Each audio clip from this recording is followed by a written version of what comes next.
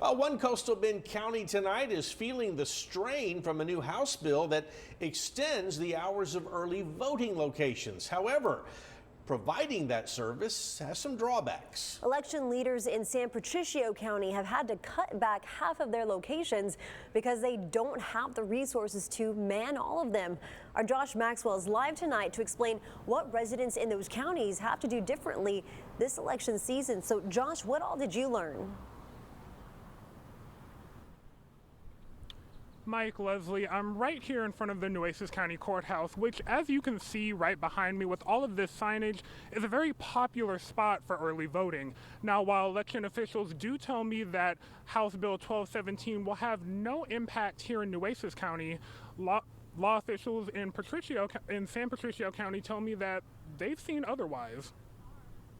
Here in the San Patricio County Elections Office is where you'll find Pam Hill, hard at work making sure residents' rights to vote are properly exercised. Except this election season, there's a problem. I had to go from 8 locations, which 5 of those were mobile, to 4 locations because of the county being 55 miles across from one to the other. Hill is the county's elections administrator, and she's talking about House Bill 1217, which gradually expands the hours of early polling locations regardless of county size. We've gone from allowing these voters that had 2 or 3 days opportunity to vote to having no days of opportunity. Hill says residents have already voiced their frustrations, with some saying they will have to take off work to go and vote. Those in smaller communities around the county will also feel the loss of those mobile polling locations. People in my church in Odom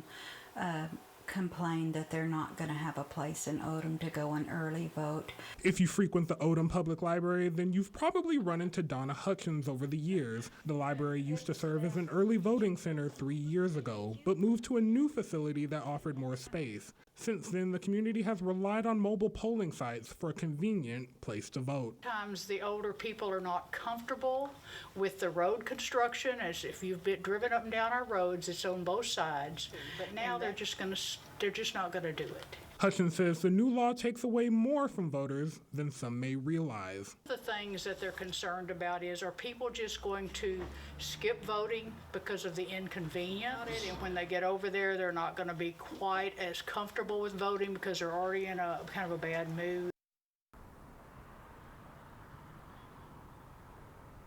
Now, to clarify, the other cities that did lose their early voting locations include Odom, Taft, Gregory, and Ingleside. Now, 3 News did reach out to neighboring counties to see how they fared in early voting. Aransas County told us that they saw a very good early voting turnout, seeing 70 voters on Sunday.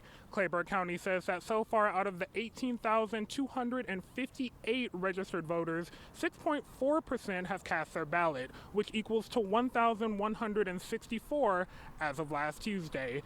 Reporting live from the Nueces County Courthouse, Josh Maxwell, 3 News.